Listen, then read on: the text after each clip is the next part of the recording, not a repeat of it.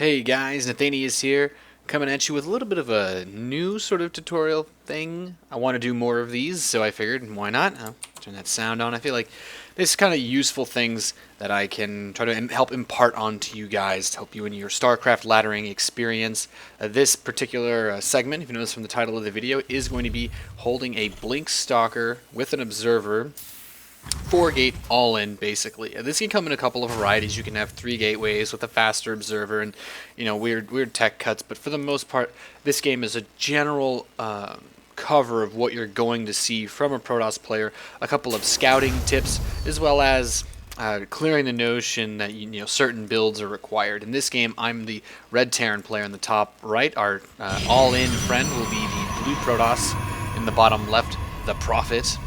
This build will not be for much profit, but I will be going command center first. That is my build of choice now. I always like to tuck it in here. It's always a very safe way to play the game, and then we go for the wall off. This way, no fast zealot play can really do anything, and he's finally going to scout and be like, oh, command center first. What a great time to decide an all-in. The gas will go down.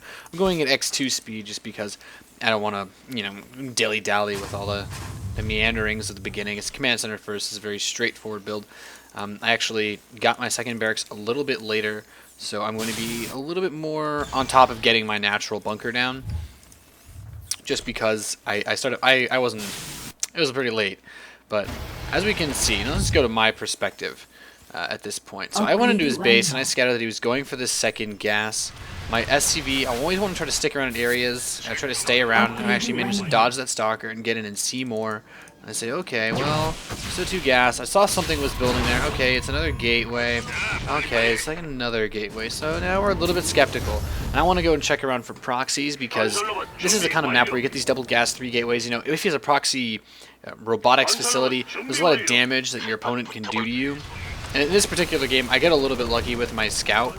Typically, if your opponent doesn't proxy, so I just want to pause right here. I want to say, and you can say this is an incredibly lucky scout, but there are a couple of general areas where a Protoss player will proxy items, usually because if they put them anywhere in like this vicinity, once you get your tower, you're going to be able to kill it very quickly. This is a kind of position where you're not going to be able to just walk over to the corner of the map and kill all of this. He can warp things in, etc., etc. And also, if he doesn't have any tech in there, which, by the way, I did not see any tech, and I also saw 2 pylons, which were the big hints.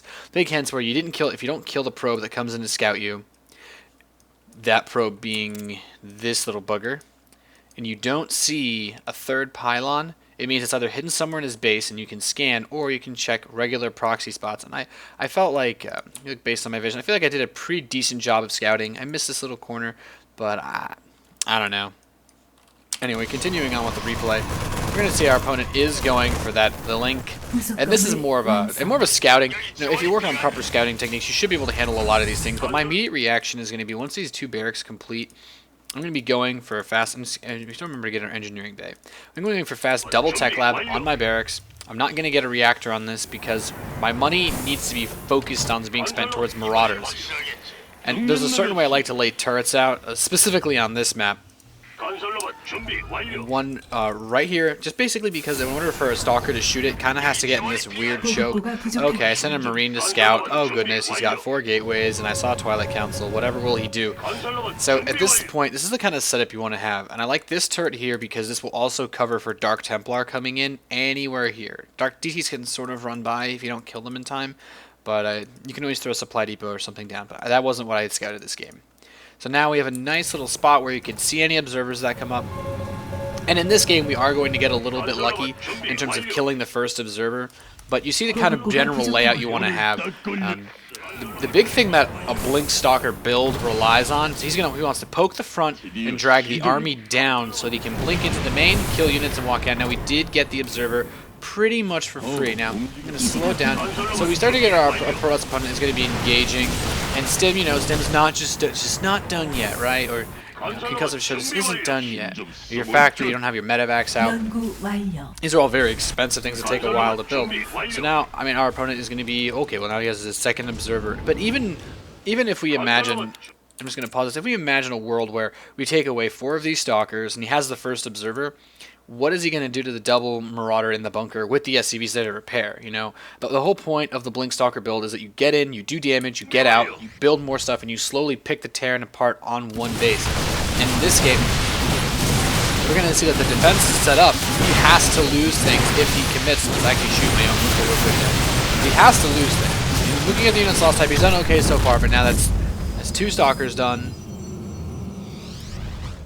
And well, I guess that's just 1 Stalker and the Observer, really. So he's been cost-effective, but now he's going to lose another Stalker. And at this point, you generally have this defense set up, and this is really all you need. At any point, he could attempt to he could try to like just go all in with it, try to kill you. You know, he picks off the 1 missile turret, but you get the point where a player that's really heavily committing isn't going to be able to use what they need. So he's just going to say, screw it, blink up.